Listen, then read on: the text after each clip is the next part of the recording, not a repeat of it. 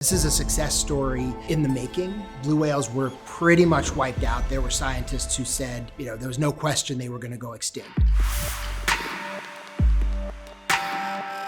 Once whaling was banned, they've started to recover. And I think it's a great example of how, if you give nature the chance, it can recover. There's still a lot of threats. Climate change is affecting the oceans, is affecting their food sources, so we don't really know what impact that's going to have. Noise pollution is another big one. When we think of social animals, we think of ourselves, we think of dolphins that are in close proximity to each other. Whales take social behavior to a whole different level. They can be social, they can know where each other is hundreds of miles away. So is there a whole different social dynamic that they have that we don't really even know about? They are communicating even if they're nowhere near each other. And when you have all that underwater noise from boats, from sonar, they have a lot of trouble communicating. That's why the noise pollution is such a concern, because if they can't do that, that really changes their behavior in quite a significant way. When you're talking about blue whales, which spend most of their time out in the open ocean, underwater, biggest animals that have ever lived, but they're very hard to find. From a story point of view, the biggest risk was the fact that we were going out looking for whales in a place where they hadn't been seen for 50 years. And that's not smart from a filmmaking perspective if you want to ensure that you actually have a film.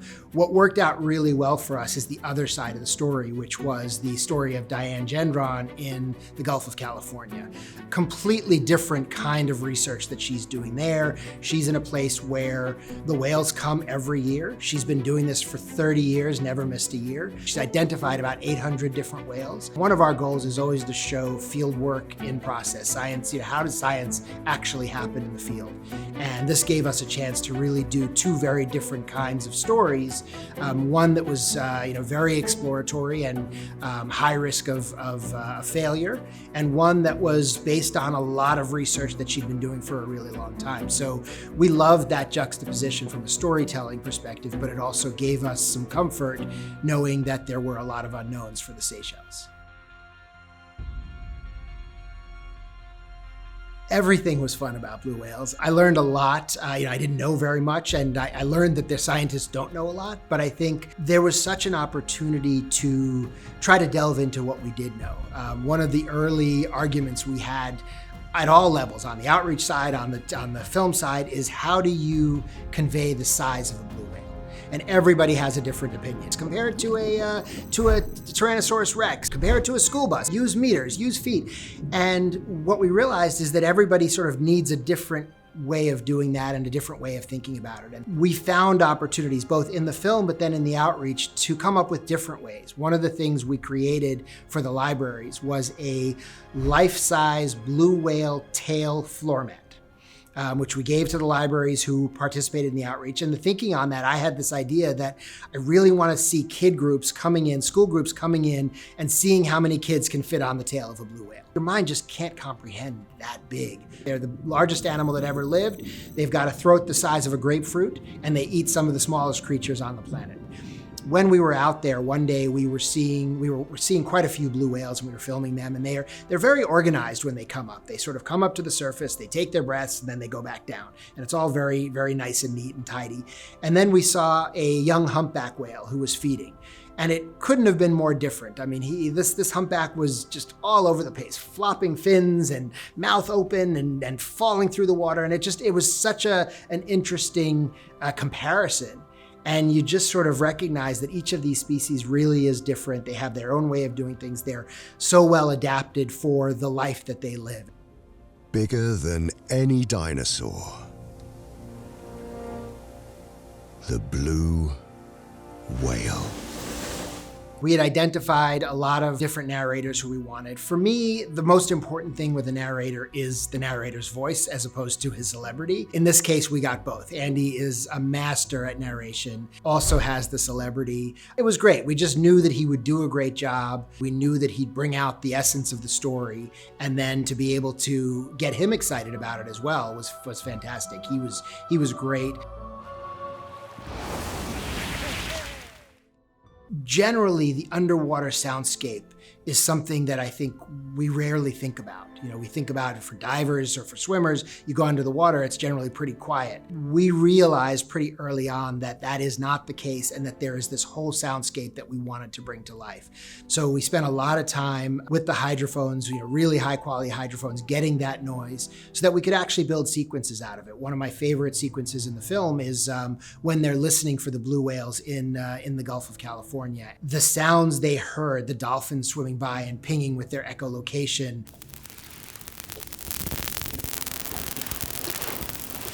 The fish grunting, the crustaceans rustling on the sand. I mean, that was real. Those were real sounds that we recorded on location there, and it was very carefully thought out and planned, and we knew we wanted that to be a significant, memorable component of the film.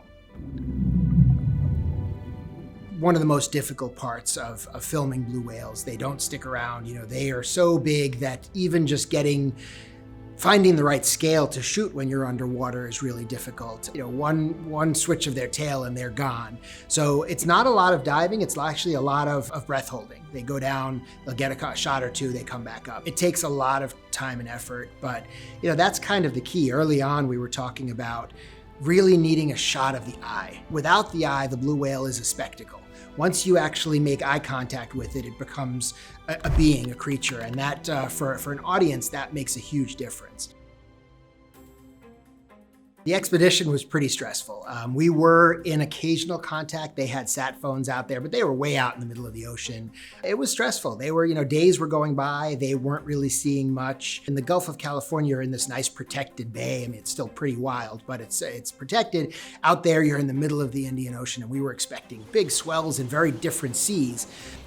Wasn't like that when they got out there. It was crystal clear, it was glassy oceans, but still they were seeing nothing for days on end. The pressure was mounting, I think more for them out there than for us back home. It was touch and go for a while. The orcas showed up, which on one hand, from a filming perspective was amazing. On the other hand, that's not great for finding blue whales because the blues don't really want to be anywhere where the orcas are. So it was touch and go, and then we got the news that they had found the whales, which was incredible. And then, it was one sighting. They were able to stay with them for a little while. They tried to get one of the tags on, but couldn't. From a story perspective, from a filming perspective, that was disappointing because we would have been able to follow the story a little bit longer if they had. But on the other hand, we were actually really happy with that because I think that was a great way that we could show how science really works. It's not a guarantee. Yes, they managed to find the whales. Yes, they managed to show that these whales were back for the first time in over 50 years.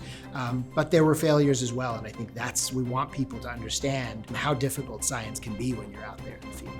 Why is a film like this important? It's a question we ask ourselves a lot. We are a pretty unique production company. Our mission is to help inspire people to understand science, to inform people about how science works, and to find ways to activate them, to get involved in science in some way or shape or form. So on one hand, this was an easy one because the spectacle of the blue whale is so magnificent that it can't help but inspire.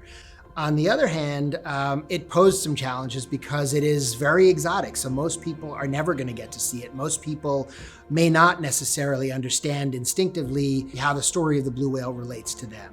From our perspective, we wanted to find a way to use that exoticism, use the fact that there were scientists doing research in the extremes to then bring it back to people wherever they are and say, you know what, those same techniques that they are using out there, you can use when you go outside your door. You can use in the park near you to start to understand the ecosystem around you and the animals around you a little bit better. So that was really at the core of our outreach campaign, was to use the film as a tool to help people get inspired to understand their own ecosystems better and the way science works. You start asking questions about blue whales, by the time you get to the third or fourth question, the answer is always, we don't know. So there's so much more we need to learn about them, where they go, where they give birth. There's just so much information there's a gap. And so the more we can understand them, the more chance there is that we can protect them. There is a lot we can do, but by no means is it a home run at this point. There's still a lot of work to be done.